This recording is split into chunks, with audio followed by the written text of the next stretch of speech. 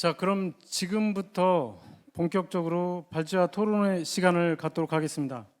세미나는 제1세션에서 2개의 주제 발표가 진행되고 제2세션은 최병선 서울대학교 명예교수님의 사회로 라운드 테이블이 진행될 예정입니다. 먼저 첫 번째 발제 주제는 정부 입법안에 대한 규제 영향 분석의 현황과 시사점입니다. 한국행정연구원의 원소연 실장님의 발표를 들으시겠습니다. 원소연 실장님 큰 박수로 맞아주시기 바랍니다.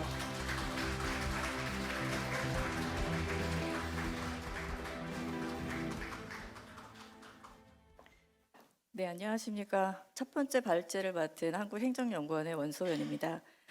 제가 맡은 이 내용은 사실 이제 의원 입법안에 대한 내용보다는 의원 입법안에 대한 영향 분석 제도를 도입하기 위해서는 지금 현재 정부에서 25년 정도 규제 영향 분석 제도를 운영해 오고 있습니다. 그러면은 이제 아무래도 25년 동안 사전에 먼저 운영을 해왔기 때문에 정부에서는 어떤 식으로 운영을 해와서 현재까지 이렇게 발전이 되었나를 보시면 아마도 의원 입법안에 대한 영향 분석을 도입을 할 때 어떤 식으로 설계를 하는 것이 가장 시행착오를 줄이면서 효과적일 수 있을까를 고민하는 데 좀 도움이 되지 않을까라는 생각에서 이제 정부 안에 대한 규제 영향 분석 제도를 중심으로 입법 영향 분석에 대해서 좀 활용할 수 있는 주요 쟁점에 대해서 말씀을 드리도록 하겠습니다. 처음에는 이제 규제 영향 분석이라는 제도는 사실 저희가 1998년에 도입이 된 행정규제 기본법에 규정이 되어 있는데요.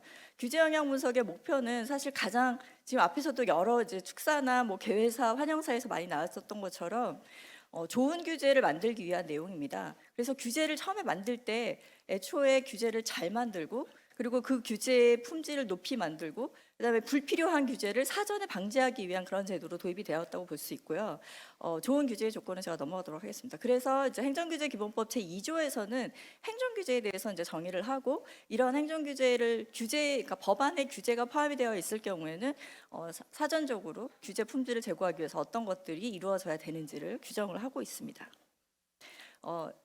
저희가 98년에 행정규제 기본법이 만들어지면서 사실 횟수로 보면 25년째 운영이 되고 있지만 사실 25년 동안 규제 영향 분석 제도가 지금 현재 2023년처럼 완벽하게 운영이 되어 왔다라고 말씀드리긴 좀 어려울 것 같고요. 아무래도 이제 도입 초기에는 뭐 여러 가지 이제 부작용이라기보다는 좀 여러 가지 좀 문제점들도 지적이 되고 있었고, 그래서 그런 여러 수많은 시행착오를 거쳐서 지금 현재 이제 2023년의 규제 영향 분석 제도는 그래도 과거보다는 훨씬 더 좋은 품질로 그리고 규제 품질을 제고하는데 실질적으로 효과를 내기 시작하고 있는 그런 제도로 자리매김했다라고 말씀드릴 수 있겠습니다.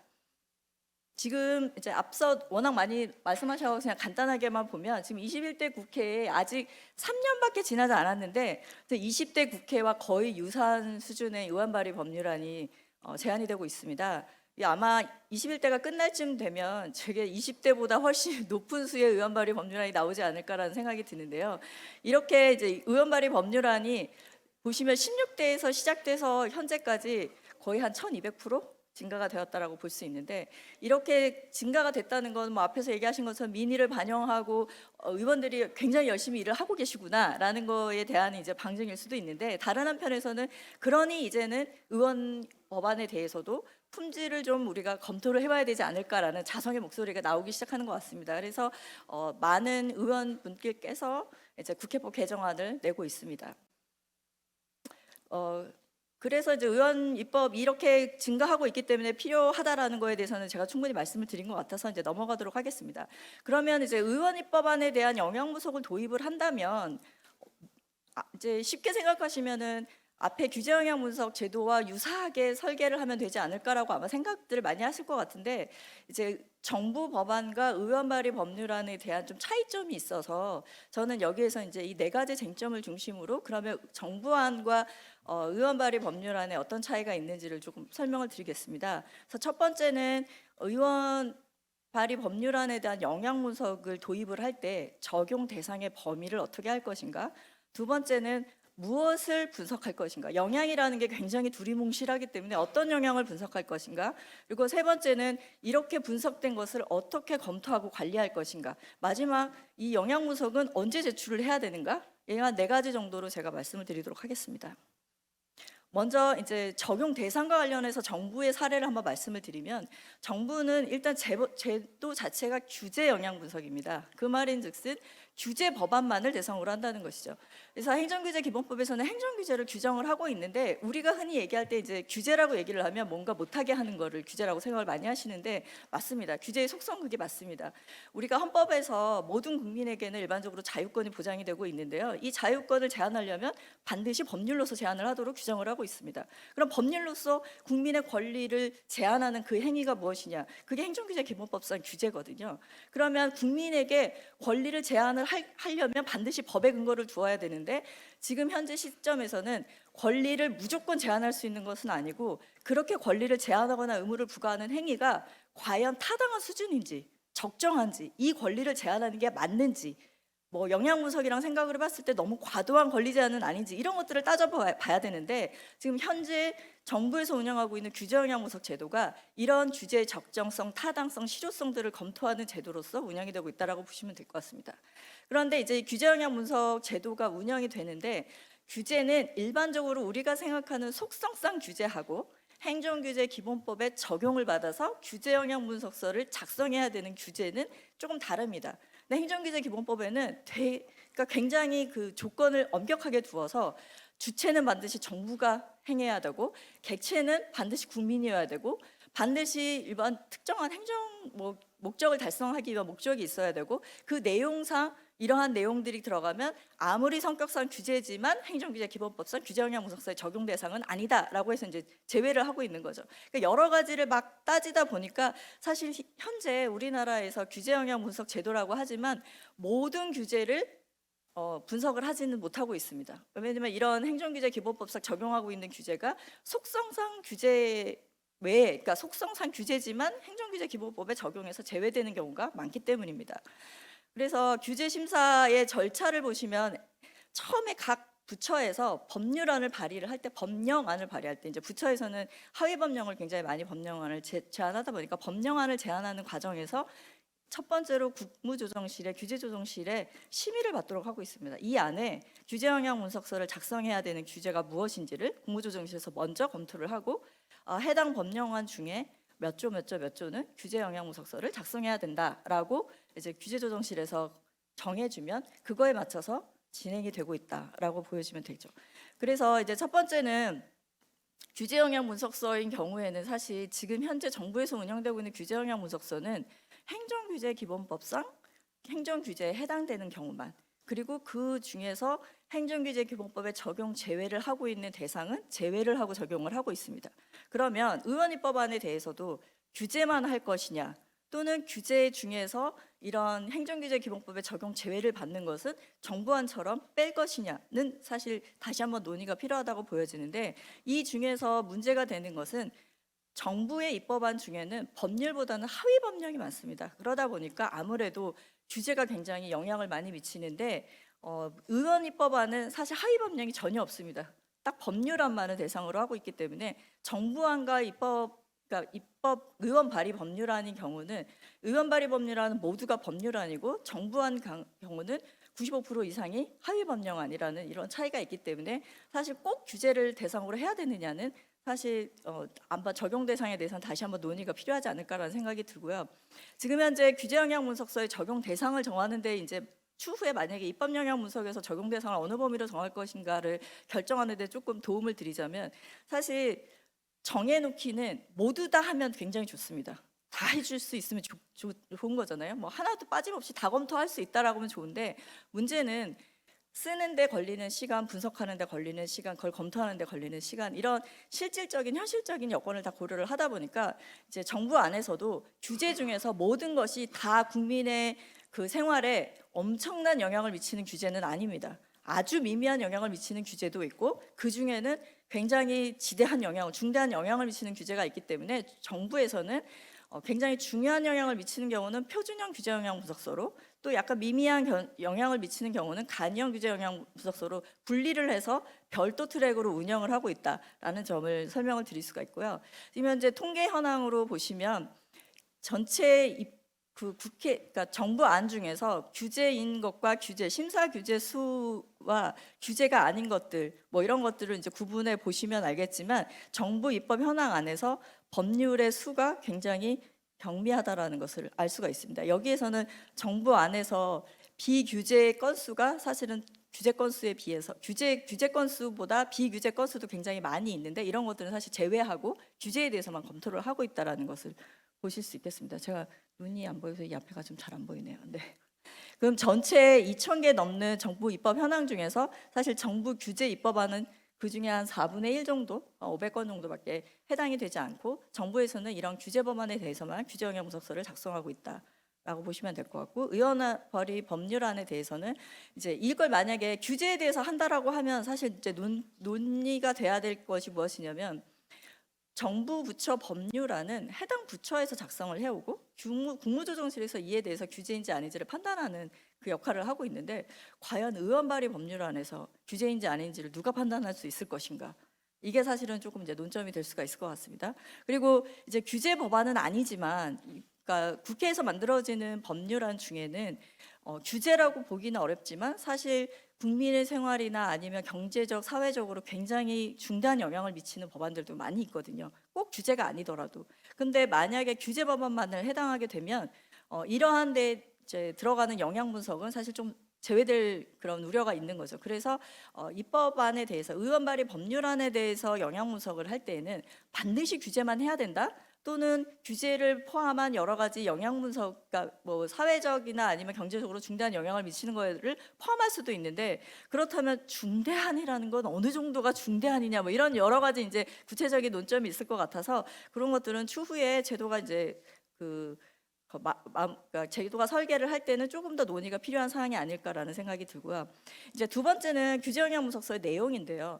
이 앞에 내용하고 이제 연결이 되는데 정부안 같은 경우는 사실 하위 법령안이 거의 90% 이상인데 이 하위 법령안의 경우는 그 법률에서는 굉장히 중요한 내용을 원칙이나 방향을 정하는 게 맞고 그 다음에 세부적인 내용을 하위 법령안에서 정하도록 되어 있습니다. 근데 이제 여기에 나오는 게 보면 이제 규제의 필요성, 규제의 적정성, 규제의 실효성으로 크게 세 가지로 나뉘는데 규제의 필요성이라는 거는 왜 필요한지는 사실 어디에서나 다 필요한 거고요. 근데 그중에서 이제 중요한 게 뭐냐면 이 규제에 영향을 받는 영향 집단의 의견 수렴이 사실은 반드시 필요하다라고 정부에서는 규정을 하고 있습니다. 그러니까 법을 만들 때 반드시 이해관계자들 의견 수렴을 다 받아와야 되고 이제 반대하는 자와 뭐 찬성하는 사람들 간의 의견 수렴을 다 해서 결론적으로 우리가 이런 걸 절충해서 이렇게 합리적인 대안을 만들었다라는 걸 써야 되는데 이게 의원 발의 법률안에서 네, 그거 좀 뒤에 가서 얘기했습니다. 이런 게 이제 한 가지 논점이고 또 한 가지 논점은 이제 규제 영향 분석 안에는 영향 분석 안에 경쟁 영향 평가, 기술 영향 평가, 중소기업 영향 평가 등등등 굉장히 많은 영향 분석을 포함하도록 되어 있습니다. 이것도 사실은 하나의 규제 안에 대해서 굉장히 다양한 영향 분석을 해야 되기 때문에 굉장히 이제 분석에 시간이 많이 소요된다라고 볼 수 있고요. 이제 가장 중요한 거 지금 현재 정부 안에서 그 담당자들이 제일 힘들어하는 것 중에 하나는 뭐냐면 그래서 해당 규제안이 도입이 되면서 발생하는 피규제자에게 소요되는 비용이 얼마이고 그로 인한 편익이 얼마인가를 정량적으로 분석을 하도록 되어 있고 이 정량적으로 분석을 하게 되면 그 정량적인 분석이 제대로 되었는가를 이제 한국행정연구원과 KDI가 이제 경제부처는 KDI가 사회부처는 행정연구원에서 검토를 하고 있습니다. 그래서 의견을 주는 거죠. 이거는 너무 객관적 근거 없이 계산이 됐으니 어떠한 객관적 근거를 가지고 다시 계산을 하라 이런 식으로 이제 얘기를 하게 되고 부처에서는 행정연구원과 KDI의 동의 의견이 나가기 전까지 해당 그러니까 입법 절차가 이제 진행이 되지 않습니다. 그렇기 때문에 해당 부처에서는 당연히 모든 자료를 다 모아가지고 그 자료를 객관적으로 이제 분석하기 위해서 노력을 하게 되는 이런 상황인데 지금 여러 가지 내용 중에서 지금 제가 제시한 이 세 가지 요인이 제가 보기에는 이제 의원 입법안에 대해서 얘기를 한다고 하면 좀 부담이 되는 분석 내용이 아닐까라는 생각이 듭니다. 그래서 그 분석의 내용 중에서 이제 좀 논의가 되는 것 중에 하나 뭐냐면 이제 왜 필요한지는 할 수 있지만 사실 비용 편익 분석 같은 경우는 좀 논란의 여지가 있는 게 구체적인 대안이 나오지 않으면 정량적으로 비용 편익 분석을 할 수가 없거든요. 그런데 정부안 같은 경우는 지금 여기 나와 있지만 규제 법령 수가 508개라고 하면 그 중에 법률은 19개밖에 되지 않습니다.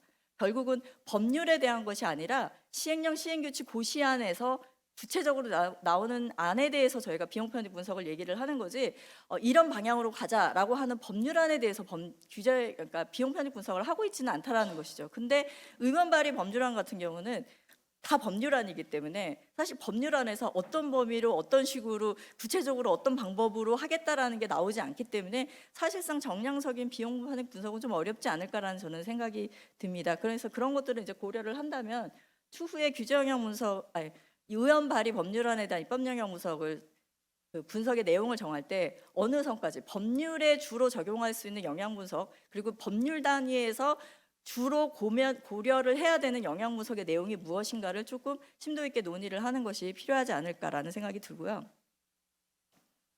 이제 세 번째는 이제 규제 영향 분석의 관리 체계인데요. 제가 아주 앞에서 말씀드린 것처럼 지금 횟수로는 규제 영향 분석 제도가 25년째 운영이 되고 있는데, 그러면 25년 전에도 지금처럼 이렇게 잘 운영이 되고 있었냐라고 하면 그렇지는 않았고요. 지금 제가 제시한 건 좀 옛날에 분석한 거긴 하지만 2007년에 국회 예정처에서 규제 영향 분석서를 한번 제대로 되고 있나 검토를 해봤고, 2011년에도 그런 연구가 있었는데 할 때마다 비용 편입 분석 거의 안 돼 있고 영향 분석도 너무 정성적으로 되어 있고 그냥 잘 되고 있음 뭐 그런 식으로 이제 굉장히 정성적으로 분석이 되고 있다라는 비판이 사실은 많았습니다. 근데 이런 이제 규제 영향 분석에 대한 그 부족하다, 뭐 제대로 운영이 되지 않고 있다, 형식적으로 운영이 되고 있다라는 거에 대해서 여러 가지 이제 제도 개선이 이루어졌고, 뭐 가장 중요한 것 중에는 뭐 이제 우리나라는 공무원들이 다 순환보직이다 보니까 이 전문성을 갖추기 어려운, 한 2년쯤 지나면 다른 자리로 옮기고 이래서 그런 규제 영향 분석서 작성이나 아니면 규제가 어떤 업무인지에 대해서 교육 훈련 시간도 좀 많이 늘리고, 저희 이제 그런 전문가들을 많이 불러서 훈련도 많이 하고 있고, 그다음에 이제 시스템도 약간 정보화 시스템으로 갖추어서 영향 분석서를 작성하기 쉽도록 지원 시스템도 갖추고 여러 가지 이제 제도의 개선을 추진을 하고 있었는데, 그 중에서 이제 이거는 뭐 저희 개인적인 의견일 수도 있는데, 저희가 보기에 이제 규제 영향 분석 제도가 그나마 제일 질적으로 많이 품질이 개선됐다라고 느끼게 된 계기가 바로 이 규제 비용 총량제에서 관리제로 넘어가서 이번 현 정부에서는 규제 비용 감축제라는 이름으로 운영이 되고 있는 이 제도인데요. 이게 기존의 피규제자에게 비용을 발생시키는 규제 한 건이 발생이 되면 그만큼의 비용을 발생시키는 규제를 없애라라는 제도인데, 실제로 이게 뭐 완벽하게 운영이 되지는 않았지만 이 제도가 도입이 되면서 가장 이제 핵심적인 내용이 뭐냐면, 그럼 규제로부터 발생되는 비용이 얼마고 편익이 얼마인지를 모든 사람이 인정할 만한 객관적인 근거로 제시를 해야 되는데, 그걸 누가 할 것이냐라고 해서 이제 그때부터 저희가 이제 행정연구원과 KDI가 지정이 돼서 그 규제 영향 분석에서 비용 편익 분석을 검증을 하기 시작했습니다. 그러면서 아무래도 누군가가 내가 낸 규제 영향 분석서를 검토를 한다라는 의견을 갖다 보니까 각 부처에서는 비용 편익 분석은 당연히 제대로 작성을 해야만 통과를 하기 때문에 당연히 거기에 많은 에너지를 쏟지만, 그 외의 부분, 앞에 필요한지 이해관계적 협의는 제대로 되고 있는지 여러 가지 대안은 어떤 것들이 있는지에 대해서도 전체적으로 사실은 품질이 조금 제고하는 효과가 있었다라고 저희가 검토하는 입장에서는 이제 그렇게 판단을 하고 있습니다. 그래서 이제 그런 것들을 이제 살펴보면 실제로 의원 입법안에 대한 영향 분석도 지금 현재는 이제 도입 자체가 안 됐기 때문에 도입하는 게 가장 문제지만, 도입을 해서도 그 정부안에 대한 규제 영향 분석 제도가 운영이 되었던 사례를 보면 누군가 관리하고 검토하는 주체가 있지 않고서는 이 영향 분석 제도가 품질이 높게 계속적으로 효과성 있게 운영이 되기는 어렵지 않을까라는 생각이 듭니다. 뭐 그냥 만들어만 놓고 유명무실한 제도로 운영이 된다라고 하면 사실 이렇게 어려운 그 절차를 거쳐서 만들어지고 나서도 사실은 조금 이제 나중에는 후회가 될 수 있기 때문에, 그런 측면에서 저는 이제 뭐 지금 당장은 아니겠지만 의원 발의 법률안에 대한 영향 분석 제도가 도입이 된다면 그에 따라서 검토나 관리 체계도 반드시 마련을 하는 것이 필요하다라는 생각이고요. 그다음에 이제 마지막으로 이제 규제 영향 분석 제도가 사실 이제 제출을 언제 하냐면, 그러니까 정부 입법안 같은 경우는 법안을 제출할 때 바로 냅니다. 그래서 입법 예고 당시에 규제 영향 분석서가 반드시 붙어 있어야만 하는 건데, 아마 의원 발의 법률안은 아까 이제 건수를 보시면 알겠지만 지금 21대 제가 보기에 한 24,000건 정도 되지 않을까 싶은데요. 그러니까 3년 동안 2만 건이면 사실 뭐 수치적으로 하면은 한 2만 7천 건 정도 될 것 같은데 뭐 어림잡아도 한 2만 5천 건이 된다고 하면 이 2만 5천 건이 발의할 때 모두 다 붙이는 것은 사실 좀 비현실적이기 때문에 뭐 대부분 다른 나라도 보니까 한 심사 단계에서 주로 많이 붙이는 경우가 많아서 그런 것들은 조금 현실적인 적용 과정에서 현실적으로 운영할 수 있는 수준을 봐가면서 결정을 하는 것이 중요하지 않을까라는 생각이 듭니다. 네, 그래서 이제 저는 사실 앞에도 말씀드렸지만 위원 발의 법률안에 대한 입법 영향 분석이 필요하다라는 것은 규제를 연구하는 많은 사람들이 오래전부터 주장을 했던 내용이었고 그런 과정에서 지금 이번 21대 국회에서 만약에 의원 발의 법률안에 대해서 입법 영향 분석이 도입이 된다면 굉장히 저는 의미가 있다라고 생각이 드는데 그 안에서 정부안에 대한 규제 영향 분석과 의원 발의 법률안에 대한 입법 영향 분석이 완벽하게 이원 체계로 가는 것도 저는 좀 문제가 있지 않을까라는 생각은 듭니다. 왜냐하면 맨 앞에서 말씀드렸지만 이 규제 영향 분석의 가장 목적은 뭐냐면 좋은 규제를 만들자는 건데 그것이 좋은 규제를 만드는 게 건수는 적지만 법률에도 정부가 발의하는 법률에도 사실은 이게 적용이 되거든요. 그러면 정부가 발의하는 법률의 좋은 규제의 조건과 의원이 발의하는 법률의 좋은 법률의 조건이 달라서는 제가 보기에 적용받는 국민은 모두 다 동일한데 이게 다르다라는 거는 제가 보기에 만들어지는 제도상에서 이제 문제가 있을 수 있다라는 생각이 들고 만약에 의원 발의 법률안이 굉장히 추상적인 그 영향 분석으로 가게 된다면 지금 현재도 사실은 아까 앞에서 제가 이제 표를 보여드렸지만 최근 들어서 법률안에 대해서는 정부 발의 법률안이 점점 줄어드는 추세입니다. 이게 뭐 제가 명확하게 뒷조사를 해본 거는 아니지만 많은 분들이 의견을 얘기를 하기로 정부안에 대해서는 규제 영향 문서가 점점 더 복잡해지고 있는데 의원 발의 법률안에 대해서는 아무것도 하지 않아도 된다라고 해서 정부에서 발의하지 않고 의원으로 넘겨서 발의하는 건수가 늘어나고 있다라는 지적이 사실은 몇 년 전부터 계속 이어지고 있었거든요. 근데 이런 상황에서 만약에 의원 발의 법률안에 대한 같은 법률인데 정부에서 발의하는 법률에 대한 적용 조건과 의원이 발의하는 법률에 대한 조건이 다르다면 사실 이제 이걸 적용받는 국민의 입장에서는 의원이 발의한 법률과 정부가 발의한 법률의 품질이 다르다라는 걸 느낄 수 있게 되기 때문에 그런 측면에서는 조금 더 아직 시간이 많기 때문에 이제 조금 더 조율을 하는 과정이 좀 필요하지 않을까라는 생각이 듭니다. 그래서 이상으로 저는 의원 발의 법률안에 입법 영향 분석이 도입이 될 때 규제 영향 분석의 사례를 좀 선행 사례로 삼아서 좀 더 효과적이고 실효성 있는 영향 분석 제도가 도입되기를 바라는 마음에 현안과 시사점을 발표를 마치겠습니다. 감사합니다. 네, 수고해 주신 원소연 실장님께 큰 박수 부탁드립니다. 네, 정부의 규제 입법 영향 분석에 대한 경험을 바탕으로 의원 발의 법률안 도입 시의 고려사항, 설계 시 고려사항 제시해 주시고 도입되었을 경우 정부 제출 법률안에 대한 규제 영향 분석과 관계는 어떻게 할 건가 이런 중요한 문제를 발표해 주신 것 같습니다.